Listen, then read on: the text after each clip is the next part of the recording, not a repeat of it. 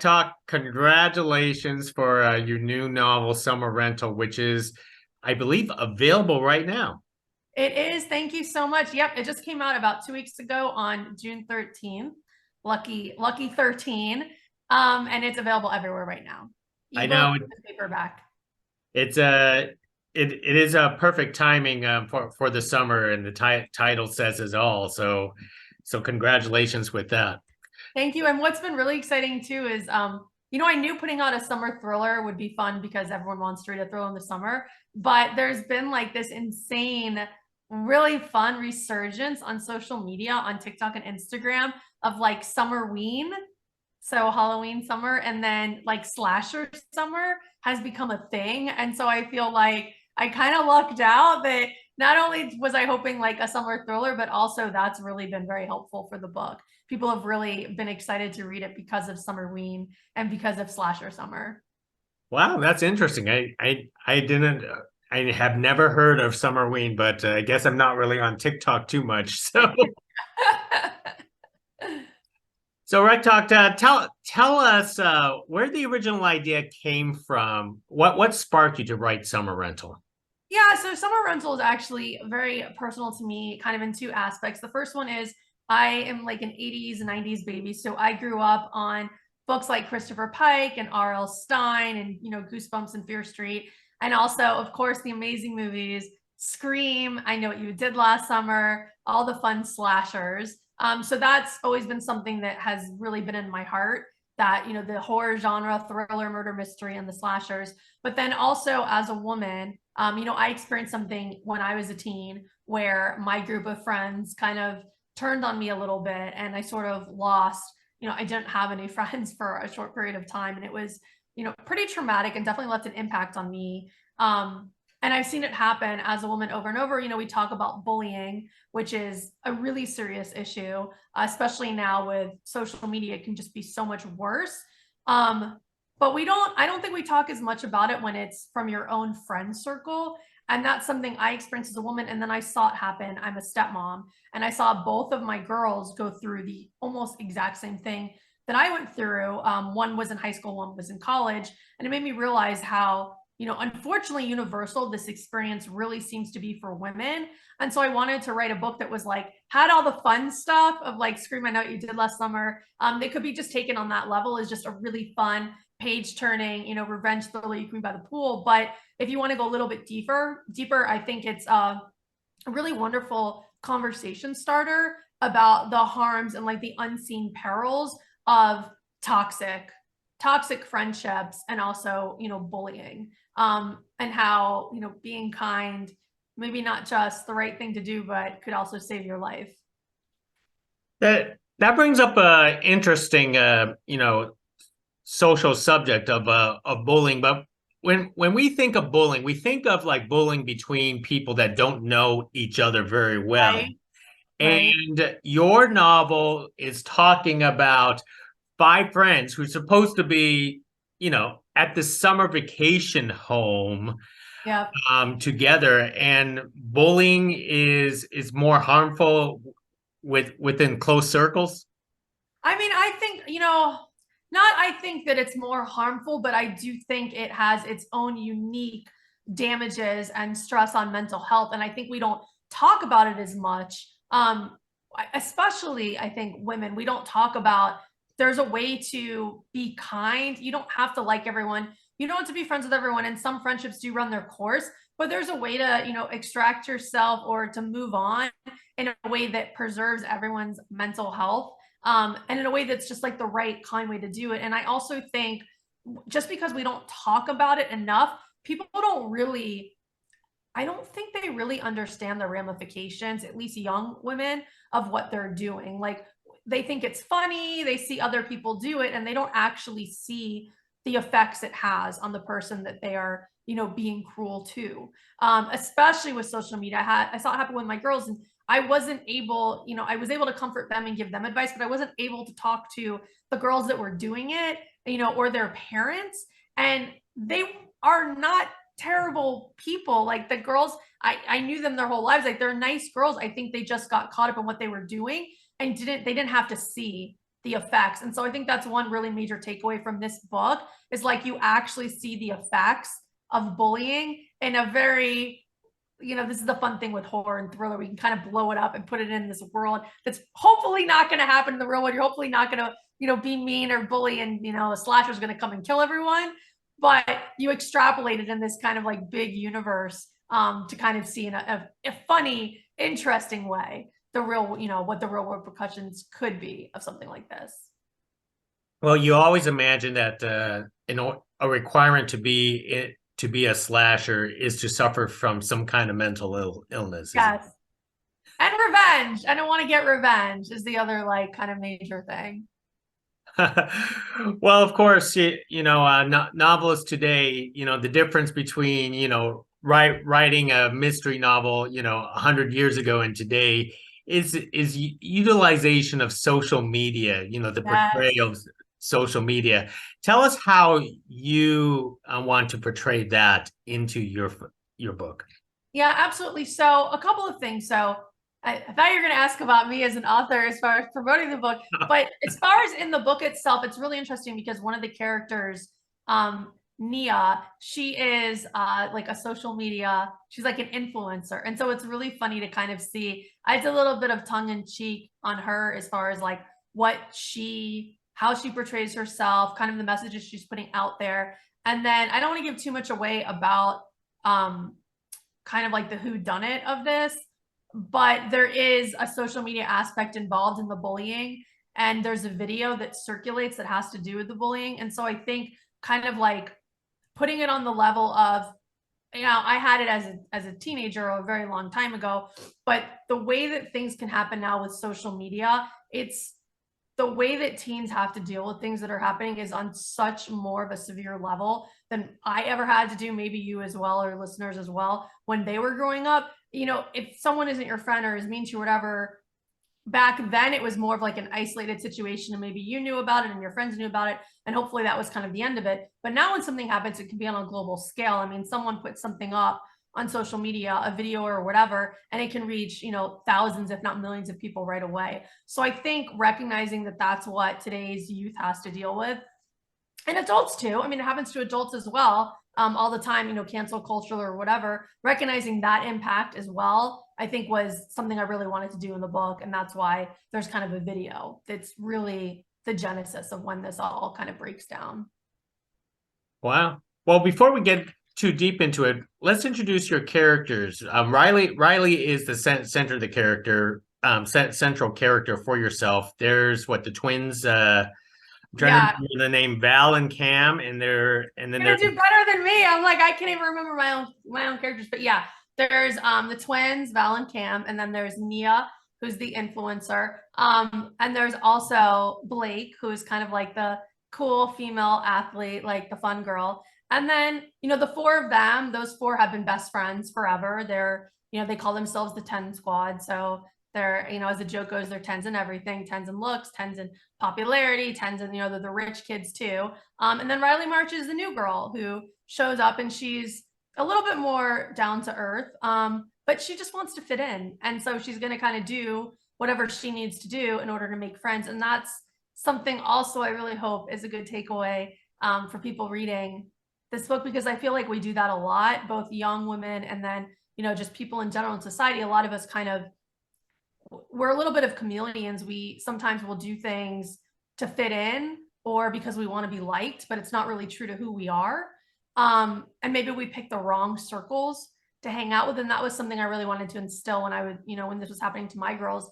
One of the lessons I tried to talk to them about was I know it sounds great, especially when you're young and in high school, to be friends with all the cool kids and the popular kids. But the truth is that's not friendship. Like real friendship is finding your unit of people that are going to support you and they're going to be with you through thick and thin. And that I feel like some of the issues they got into was because they were looking for the wrong things in their friendship.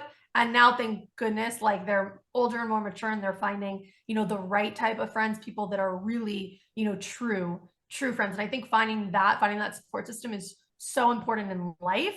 And that's one other thing I really wanted to explore in the book is like, that's not the cool, the party, all that, all that stuff is fun, but that's not really what we should strive for. We should strive for real, genuine connections with people. So when you developed the character of Riley, you saw her as a person outside looking in. And Outside looking in and trying to fit in and doing what she thought needed to be done in order to fit in. wow, most excellent. Thank you. Now, are you a fan of mysteries or you're just a fan of slashers? I'm trying to, I piece all this mean, together. I love it all. I would say I'm a huge thriller fan, and horror, and sometimes the lines, as you know, intertwine. And some one person might say that's Silence of the Lambs. One person says that's a thriller. One person says that's a horror. Either way, it's one of my favorite movies. So I love that whole genre. I would say to the extent murder mysteries are encapsulated, you don't know, who the murderer is, and something like an Agatha Christie, or maybe Friday the 13th. Definitely a fan of that kind of murder mystery. I'm probably not as much of like a hard-boiled murder mystery. Like I wouldn't say I'm a Sherlock Holmes kind of a gal, but I'll read it. Anything good. I try to read everything. To be honest, I'm pretty open-minded as far as what I'll read and what I'll watch.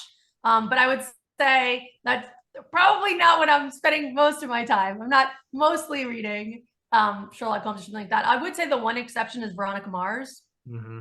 which I loved. I don't know if you ever saw, but I loved Veronica Mars. That was a good one. That was probably one of the only murder mysteries I was super into. Wow. So tell us how you work when you do get the idea for a murder mystery. What's your process? Are you one of those type of people who have like a bunch of 3x5 cards and put it up on a wall, an entire wall, or do you write it as chapter by chapter as you go?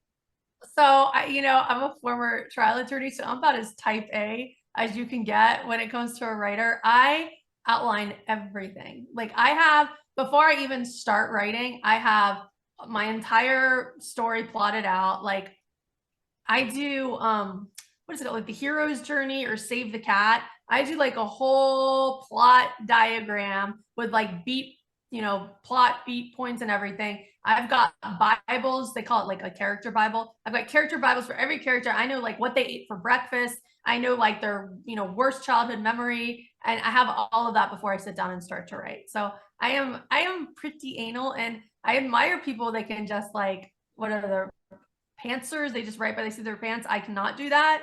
I think that's an amazing skill set, but I'm definitely a plotter. So how long does it take to write a novel like Summer Rental for yourself? So my debut ski weekend took years and years and years because I was working full time as a lawyer while I was writing it. And I had to do the whole like query process and, workshopping it, whatever. Summer Rental was actually fairly fast. I'm hoping I can get faster as more books come out. This one was probably a year, not which ski weekend was like 10 years. So not that bad. And I'm hoping to get faster. Are you aspiring to be one of those mystery authors that come up with like 100 different novels Yes. before you finally retire or something like that? Yes, so I actually did James Patterson's master course, which I will recommend to anyone. I didn't, I don't know who knows it. Like I didn't know a lot about him other than I like his books and I think his career path is very cool. He is so awesome. Like I did his whole master class and just listening to him and the way that he has kind of laid out his career for life. Yes, he's 100% like him and R.L. Stine. I would love to do kind of what they're doing. Maybe I probably don't need 100 books, but like a dozen would be great. And then for them all to be movies or TV shows, that's definitely the goal for me. Now, explain to me, how does a trial, you had a career as a trial lawyer, and how did that become a novelist somehow? I don't see the path. Is it? It was very long. It was a very long, very convoluted path. But I always loved books. My mom was a school teacher, so she instilled, this really strong love of reading. I always loved Hollywood and movies and films. That was kind of my escape. I took some writing classes when I was young, but I just knew, kind of we had some financial things where I was like, there's no way I can be a writer. Like I have to get a real job. And my parents kind of pushed me to being a lawyer. They thought it would be a good fit for me, especially the writing and, the oral advocacy and all of that. And so I did that, and I was very lucky. I was at a fantastic law firm. I really did like my job. I loved the people I worked with. A lot of amazing opportunities, but I knew after a few years that there was just something missing, and I just didn't feel like I was really living my purpose. Um, like I would go home on the weekends and I would read books or watch movies, and my coworkers would go home and they would be reading like legal briefs or what's the latest news in IP, and it just that was never me. And so I just knew this is not, I'm good at this and it's a great living, but it's not what I love. And I eventually just kind of took steps in order to get closer to being a writer. I took writing classes at SMU. I was living at Dallas in the time.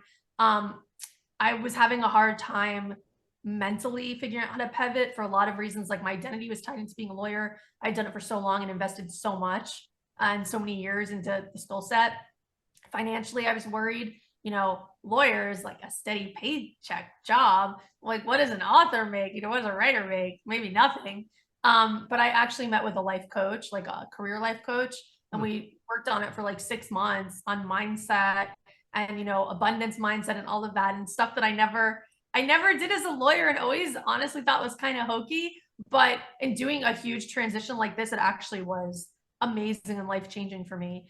And then eventually I cut the cord and I did it, and I'm so happy and I'm so excited, and I like hope to never have to be a lawyer again. I love what I'm doing. How's your reception from your parents now? Really good. So I thought my dad was gonna lose his mind, to be totally honest. I'm like an adult woman, and I was like scared to call my dad and tell him that I wanted to quit my job, but he was actually amazing. My mom passed away when I was pretty young, like in my 20s. And so I think after that, like obviously that had a huge effect on me. And life is short and do what you're passionate about. And I think my dad finally, in his older age, also came to the same realization that like you don't get forever. So if there's something that you really want to do, and I had done I what made them happy, I'd done it for so long, and I had saved money. I was somewhat secure in the sense that I could take a chance. He was actually incredibly supportive. I was shocked. And now he's very proud. Like he has my books and they're like in his office, and it's very cute. And he came to my book signing in Miami. So I think now he's pretty happy. Still, sometimes he's like, oh, if I'm complaining about how much money I'm spending or whatever on marketing, he's like, oh, well, you could have still been a lawyer. So I think he's doing the best he can. Now, being a former attorney yourself, how much influence does that actually have into your writing, or it doesn't yet, but possibly down the road it's gonna spawn some ideas?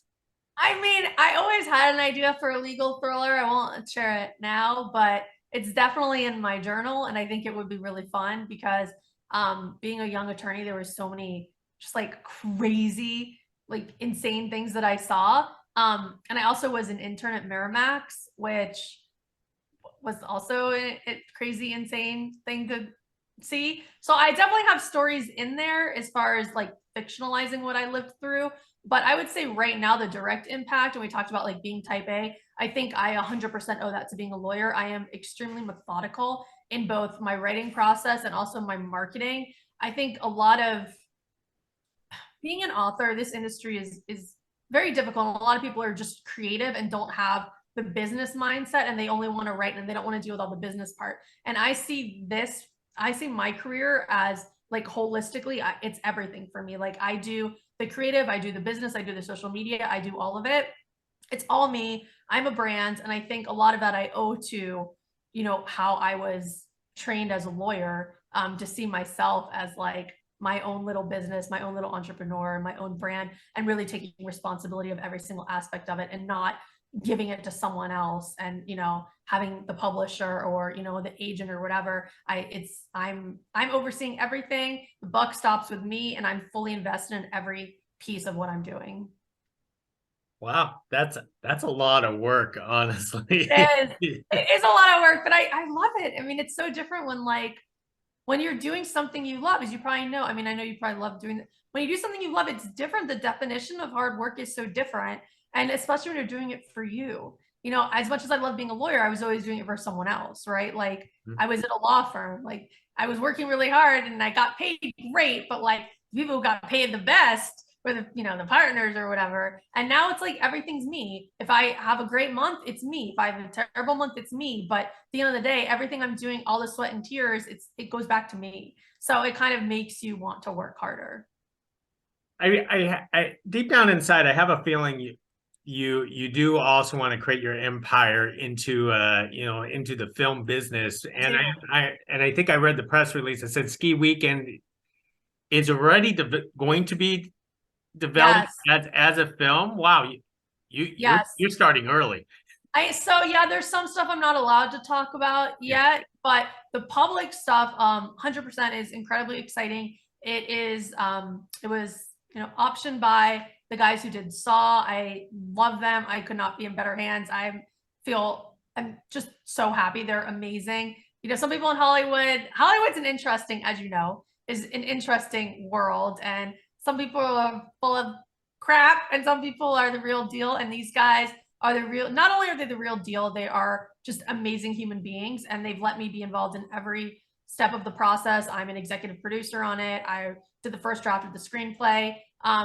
Everything's really excited about it. I know it's in great hands. Unfortunately, the writer's strike, we're on a little bit of a pause, like I think everyone is who's in development, but I'm hoping, you know, not just for my movie, but for obviously all the writers out there, like my brothers and sisters on the front lines, screenwriters. I hope that there is a resolution soon, and also that there's not an actor strike. And I'm hoping that I'll have like more fun stuff to announce. But Ski Weekend's going great, and I'm hoping Summer Rental will be on the same path. So from what I gathered, you also dabble into screenplay writing, which is Yes. for some authors is easy, since some and others is very difficult.